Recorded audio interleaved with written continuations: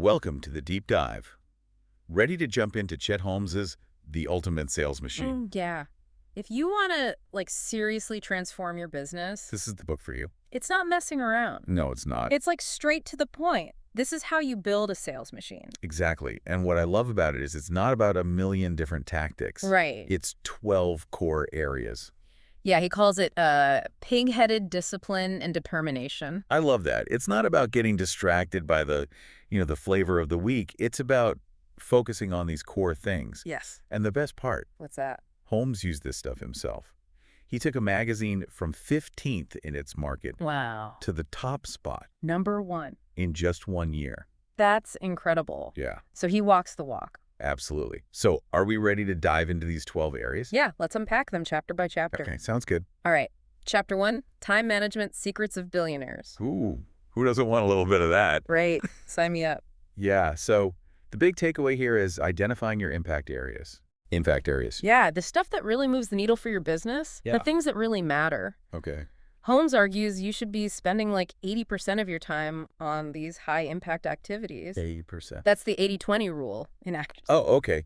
So less time on busy work, more time on what actually grows the business. Exactly. Okay. But how do we actually do that? What are some practical ways to implement that 80-20 split? So Holmes is all about actionable advice. I like it. He talks about touching things only once Okay. to avoid wasting time. Okay. If you've got an email, don't just read it and be like, oh, I'll come back to that later. Yeah. Deal with it right then and there. That's okay. And then also planning your day strategically.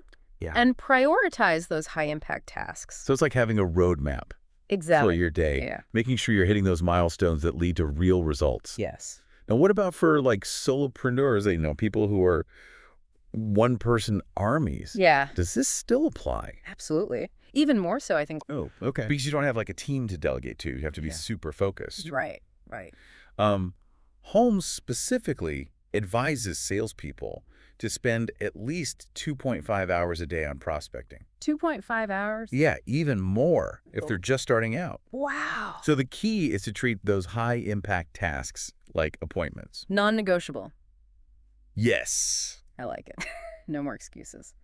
All right, let's move on to Chapter 2, Instituting Higher Standards and Regular Training. Okay. This one seems pretty straightforward, Yeah, but I'm guessing there's more to it than just having, a training manual? absolutely. So Holmes is a big believer in ongoing training, Okay, not just for new hires, but for everyone in the company. got it. And he emphasizes the power of repetition. Oh, okay. It's like learning an instrument Right. or a new language. You don't just go to one class and expect to be fluent. Yeah. It's about consistent practice. So we're talking daily drills for salespeople, It could be. weekly refreshers for the whole team. Yeah, whatever works for your business. Mhm. What does this ongoing training look like in practice? So it could be role-playing sales scenarios, Oh, team workshops focusing on specific skills or challenges. got it. Holmes is also a huge fan of visual aids. Oh, visual aids. Yeah, he argues that we remember things better when we see them, Right, not well- just hear them. Makes sense. So think charts, diagrams, even interactive exercises. Yeah, that's why his own workshops are so effective. Exactly. He's a master of bringing those concepts to life. Yeah. Speaking of workshops, Chapter 3 is all about executing effective meetings. Okay. Now, I know what you're thinking. What's that? Meetings, ugh. Yeah, I know. But Holmes has a different take on them, right? He does. He loves workshops. Workshops. Yeah, where teams come together to solve problems, Okay, brainstorm ideas, and make sure everybody's on the same page. got it. He argues that workshops foster camaraderie, Okay. and they encourage employees at all levels to contribute. I can see how that would be way more engaging than just sitting through a PowerPoint. Definitely. So how do you actually structure these workshops to be productive? That's a good question. So Holmes provides a clear framework. Okay. You need a facilitator, Okay. clear objectives, and visual aids Right. to keep people focused. He actually shares the story of how a publishing company solved 18 customer service issues in just 2 hours using this approach. Wow. In 2 hours? Yeah, that's impressive. That's amazing. And it's not just about firefighting either, right? You're right. These workshops can also be used to build a more unified vision for the company. Absolutely. When everyone understands the goals and their role in achieving them, Yeah, it creates a sense of purpose and accountability. I love it. All right, so that brings us to Chapter 4, Becoming a Brilliant Strategist. Okay. So this is where we start thinking bigger picture. Yes, it's about thinking beyond the day-to-day. All right, let's get strategic. What's the key difference between being tactical and being strategic? So Holmes makes this distinction that tactical work is about getting things done, Okay, and strategic work is about deciding what to do in the first place. got it. So most executives, he says, are tactical executives. They focus on execution, Okay, but not necessarily on the long game. okay. He says only 1% are those rare individuals who are great at both strategy and tactics. Oh, wow. So how do we break out of that tactical mindset and start thinking more strategically? That's the million-dollar question. So Holmes introduces this concept of education-based marketing, Okay. which is all about providing valuable information to your potential clients. So it's not just about pitching your product. Exactly. You're providing value. You're positioning yourself as an expert. Okay. You're building trust. Mhm. He tells this fascinating story about a struggling newspaper company that completely turned around its sales using this approach. Really? Just by providing information? Yeah, they stopped focusing on selling ads Okay. and started focusing on providing valuable content to their readers. Wow. That's a powerful example of how a strategic shift can make all the difference. Right. Especially in today's world where people are bombarded with information. Exactly. They're craving value, not just another sales pitch. Yeah. So how do we apply this to our own businesses? So think about the challenges your ideal clients are facing, Okay. and then create content that educates them, Okay. provides solutions, and positions you as a trusted resource. I like it. It could be blog posts, videos, webinars. Even free ebooks. Yes, exactly. The key is to provide genuine value. That builds trust. Yes. Okay, I love that. And I bet that kind of content marketing also helps you attract top talent. Absolutely. Which brings us to Chapter 5, Hiring Superstars. Okay. So finding and keeping those A players. It's crucial. Yeah, for any business. Absolutely. So Holmes dives deep into like the personality traits that make up a superstar employee. Yes, he's looking for drive, ambition, Okay. even a healthy ego. Okay, interesting.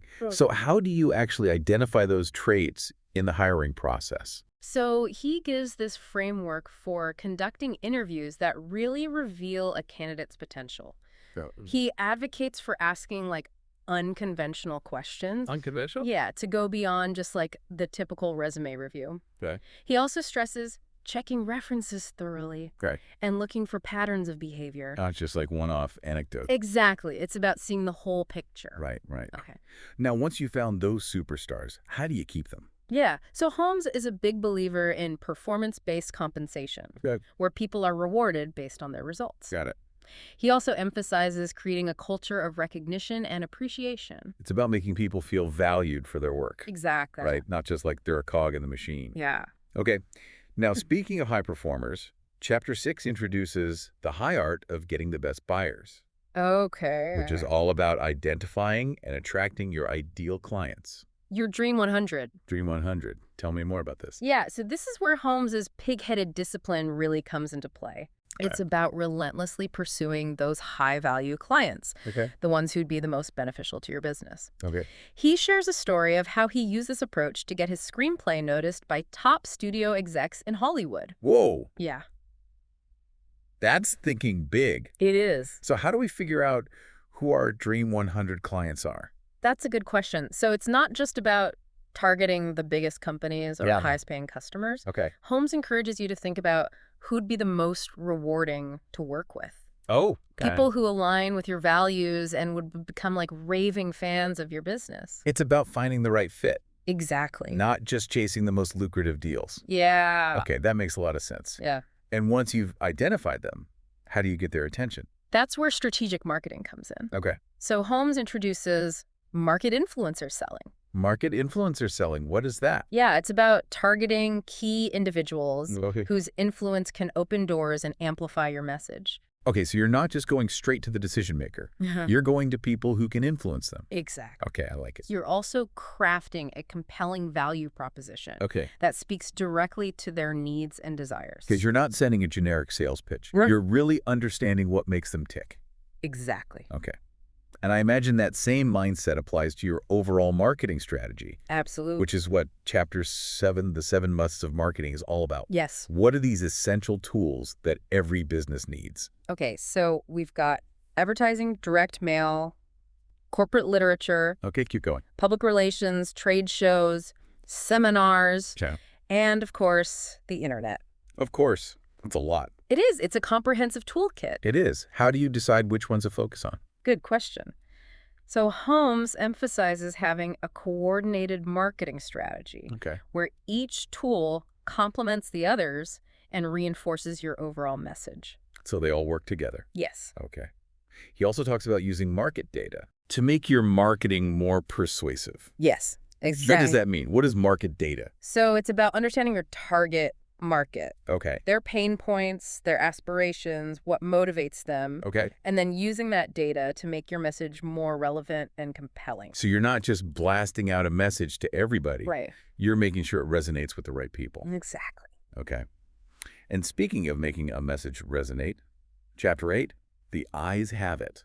Oh, this is a good one. Yeah, this is about visuals Yes. in presentations. Powerful stuff. I'm a visual learner, so I'm curious to hear what Holmes has to say about this. So he talks about how to use visuals effectively Okay. to engage your audience and really drive your message home. Okay. He talks about using color strategically, clear and concise graphics, Okay. and the impact of visuals on overall engagement. I've definitely sat through some presentations where the visuals were either non-existent I know, right? or like so cluttered they were distracting. Yeah. So what are some tips for creating visuals that actually enhance your presentation? Yeah, so Holmes emphasizes keeping visuals simple and focused, Yeah. using them to illustrate key points, Got it. not overwhelm the audience with too much information, Okay. and use high-quality images and graphics that are relevant and attention-grabbing. I love that. It's about using visuals strategically to make your message more memorable and impactful. Exactly. And he even tells this story about a presentation he gave to 1,500 CEOs, Oh, wow. where he just blanked the screen midway through. What? Yeah, just to prove a point. Oh, okay. And the energy in the room just like totally deflated. Really? Yeah, it was like, Just from turning off the visuals? Yeah. Wow. That's wild. it is. It just shows you like how important those visuals are for keeping people engaged. Okay, yeah, I'm convinced. Visuals are key. Yes. All right, so let's move on to Chapter 9, the nitty-gritty of getting the best buyers. Okay, yeah. So this is where the rubber meets the road, right? This is where we turn those prospects into clients. Yes. Give me the inside scoop. So this is where that like pig-headed discipline really comes in. It's a full-on campaign Okay. to woo these dream clients All right, I like. until they can't resist. So what does a Dream 100 campaign look like? So Holmes is all about a multi-touch approach. Nutty touch. Yeah. Okay. So you start with these compelling direct mail pieces Okay. that cut through the clutter. What? So remember we talked about market data? Yeah. This is where it comes in handy. Oh, okay. I love a good example. So let's say you're targeting manufacturers. Okay. Holmes suggests a headline like, "We found 9 proven ways to reduce your employee benefit costs by 18% or more." Okay, yeah, that's going to grab their attention. It's going to... It speaks directly to their pain point. Exactly. Offers a solution. Yeah. I like it. But it doesn't stop there, right? You know, you got to follow up Follow up? and then follow up again. Okay. It's not about being pushy. It's about being persistent Got it. and demonstrating that you genuinely care about helping them. So we're talking phone calls, emails. Maybe a second mailing. Okay, okay. Holmes even suggests sending small, thoughtful gifts Oh, yes. every other week. Wow, to stay top of mind. Yeah, he talks about sending Rubik's Cubes to CEOs. Oh, that's fun. Yeah, and one of his clients actually landed a huge deal. Because of the Rubik's Cube. Yeah, because the prospect loved the gifts so much. It's the little things. It is. Okay, so we've got their attention. We've nurtured the relationship. Now it's time to close the deal. Yes. Chapter 10, sales skills. Ooh. This is where we get into like the art of the close. Yeah, this is where Holmes's expertise really shines. Okay. He breaks down the sales process into these like 7 essential steps, from establishing rapport to closing the deal. What are some of those like key skills that salespeople need to master? So Holmes emphasizes active listening, Active listening. Okay. asking insightful questions, Got it. and truly understanding the client's needs and challenges. It's not about using like pressure tactics. No, it's about building trust, Okay. creating a win-win solution. So it's more about being like a consultant. Almost. Yeah. Helping them solve their problems. Okay. Rather than just pushing a product. Got it. Now, when objections come up, Yeah, they always do. they always do. What do we do? Holmes says See them as opportunities, Okay. not as roadblocks. Okay. Gets a chance to clarify things, Okay. address their concerns. Okay. And when it comes to actually closing the deal, Yeah, that's the big one. what's the secret? It's about confidence and assertiveness. Okay. If you believe in your product, Yeah. you know it can benefit them. Yeah. You have to help them make that decision. You're not being pushy. You're being assertive. Yeah, you're advocating for their best interests. Okay, I like that mindset shift. Yeah. It's not about just closing a deal for your own benefit. Right. Okay. And then once you've landed that client. The work doesn't stop there. No, it doesn't. Chapter 11, follow-up and client bonding skills. This is about building those long-term relationships. Yeah, turning those one-time buyers into, like, loyal, raving fans. Exactly. So what's the secret sauce? So Holmes is all about going above and beyond. Above and beyond, okay. We're talking handwritten cards, Okay. personal phone calls, Okay. maybe even inviting them to a special event. Oh, wow. Or even your home. Wow, that's a high level of service. It is. Okay. But some of these things sound super time-consuming. They can be. How do you make time for it all? So this is where those time management principles come back in. Okay. You have to prioritize. Right. Just like you prioritize anything else that's important. It's an investment It is. in your future success. Exactly. All right. Okay. So, chapter 12, turning your weaknesses into strengths. This one sounds a little more... Ooh. Yeah, this is where Holmes gets into the power of the mind Okay. The power of the mind. to achieve our goals. So he introduces the concept of the RAS, The RAS. the reticular activating system, Oh, which okay. basically acts as a filter for your brain. Okay. It focuses on information that aligns with your existing beliefs. So if you believe you're a failure, You're going to see more evidence of failure. but if you believe you're successful... You'll see more opportunities for success. Wow. Okay. So it's about, like, consciously directing your RAS towards your goals. Exactly. Okay. How do we do that? So Holmes recommends affirmations, Affirmations. Okay. visualization techniques, Okay. even creating a personalized RAS recording. A recording. Yeah. What is that? So you record yourself saying positive affirmations, Okay. and then you listen to it repeatedly. And that reprograms your RAS. It can. Yeah, Interesting. Okay. So the RAS is always working, it is. whether we're aware of it or not. Right. So why not direct it towards something positive? Exactly. Makes sense. All right. Chapter 13, measuring what matters. Back down to earth. Yeah. This is about tracking those results, right? It is. Making sure we're on track. Holmes stresses the importance of identifying activities that actually drive results. Not just vanity metrics. Exactly. The things that look good on paper, Right. but don't actually move the needle. Okay. So how do we track those activities? So he includes an example of a sales performance worksheet Okay. that he used with his clients. All right. It breaks down all the key activities Yeah. from the number of calls made to the number of deals closed. So you can see at a glance what's working What's not working. and where you need to focus. Exactly. Data-driven decision-making. Okay. I like it. Well, that brings us to chapter 14, all systems go. The grand finale. Yeah. This is where it all comes together, right? It does. Holmes shares his success story Okay. at California Lawyer magazine, Oh, yeah. where he took it from 15 to number 1 In 1 year, in just 1 year. using these principles. All 12 principles. That's amazing. It's Yeah. proof that this stuff works. It does. It really does.